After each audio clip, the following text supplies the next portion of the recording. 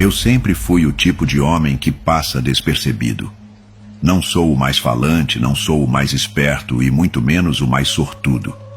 Meu nome é Elias Teixeira, tenho 37 anos e moro numa casinha de reboco instalado nos fundos do terreno da minha mãe, no bairro Primavera, em Itapetinga. Nunca casei, nunca tive filhos.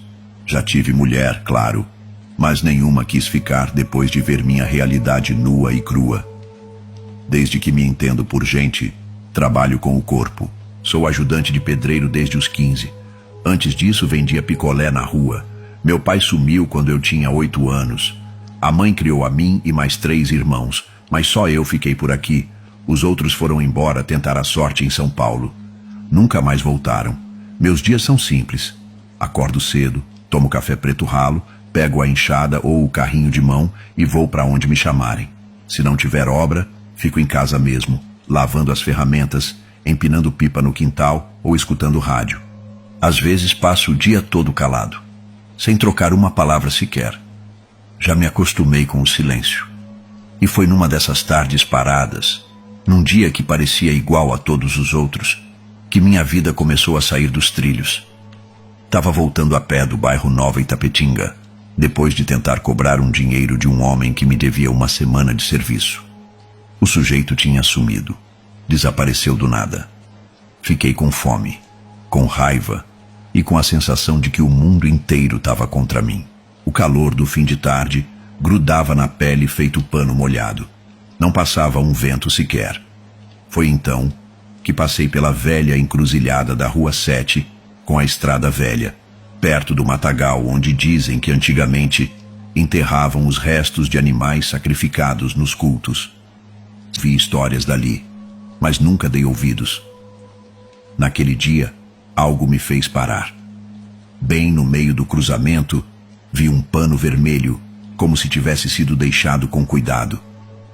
Me aproximei, olhando para os lados. Não tinha ninguém, nenhuma alma viva na rua. Aquilo me deu um arrepio, mas a curiosidade foi maior. O pano estava dobrado, pesado e amarrado com um laço preto. Quando abri, senti o estômago embrulhar. Era dinheiro. Notas de 50 e 100, bem organizadas, amarradas com barbante grosso. Contando por alto, devia ter pelo menos R$2.000. Na hora, pensei em tudo que poderia fazer com aquilo. Pagar as contas da minha mãe, comprar comida decente, talvez até ajeitar a bicicleta velha que usava para ir trabalhar. Minha cabeça girava rápido, meu coração também. Mas junto da tentação, veio um frio estranho na nuca. Não havia lógica naquilo. Ninguém abandona dinheiro assim. Aquilo era oferenda. E eu sabia disso. Mas minha necessidade falou mais alto que qualquer superstição. Eu peguei, guardei o embrulho no fundo da mochila e segui em frente, sentindo o suor descer pelas costas. A rua pareceu mais escura, como se o sol tivesse sumido repentinamente. Meus passos começaram a ecoar alto demais, como se tudo tivesse se calado ao meu redor. Quando cheguei em casa, escondi o dinheiro numa caixa de papelão embaixo da cama e tentei esquecer. Mas naquela noite o sono não veio. Deitei cedo, mas bastava fechar os olhos para sentir que tinha alguém ali. Não era medo comum. Era como se uma presença estivesse agachada no escuro me observando. O ar parecia mais pesado dentro do quarto. O ventilador girava, mas o ar não circulava. E então ouvi uma voz, grave, abafada, quase dentro da minha cabeça, chamando meu nome. Elias. Elias. Levantei num pulo. Acendi a luz. Nada. Passei o resto da noite sentado na cama, olhando para o nada, com a sensação de que algo tinha entrado comigo naquela casa. Algo que eu mesmo carreguei. A partir daquele momento, tudo começou a mudar. E não para melhor. No outro dia, parecia que eu tinha sido atropelado por um caminhão. Os olhos ardiam, o corpo estava mole e a cabeça parecia mergulhada em água turva.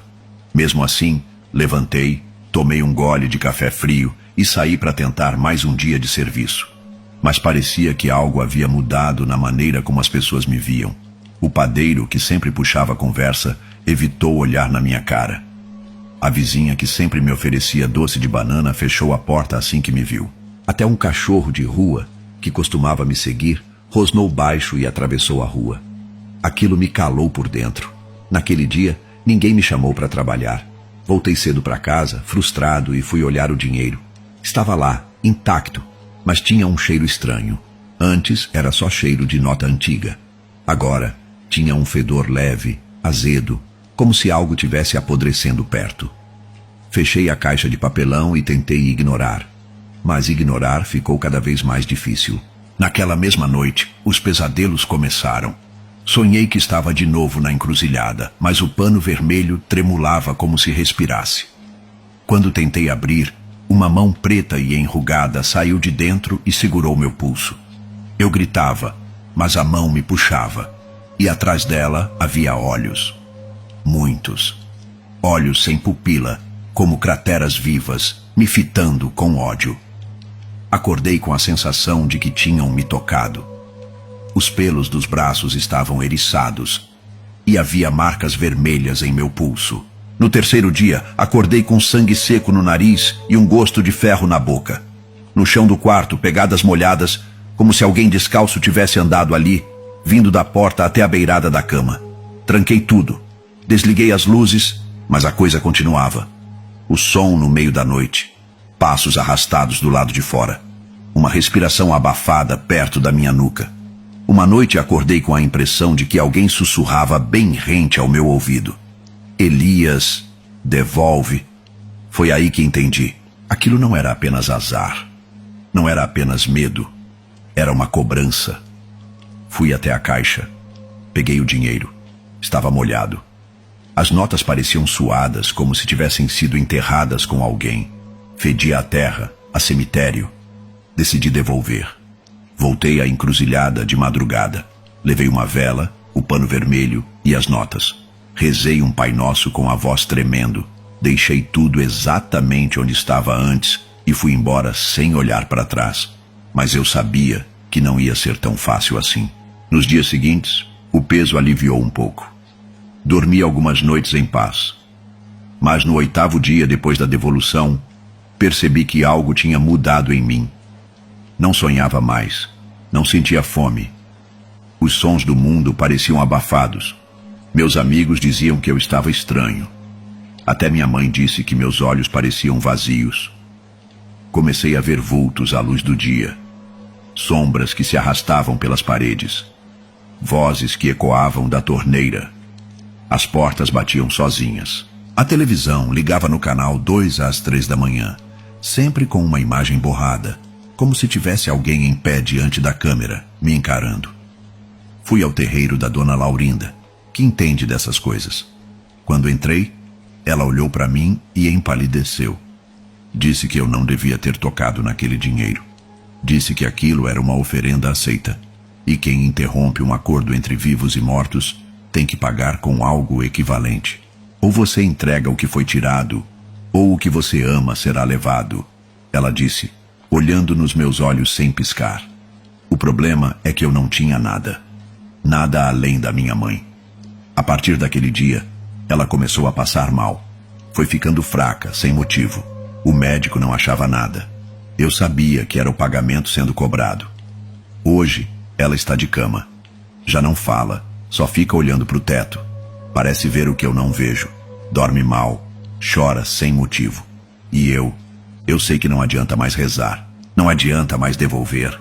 O que eu trouxe para dentro da minha vida não vai embora tão fácil. A cada dia, a encruzilhada parece mais perto.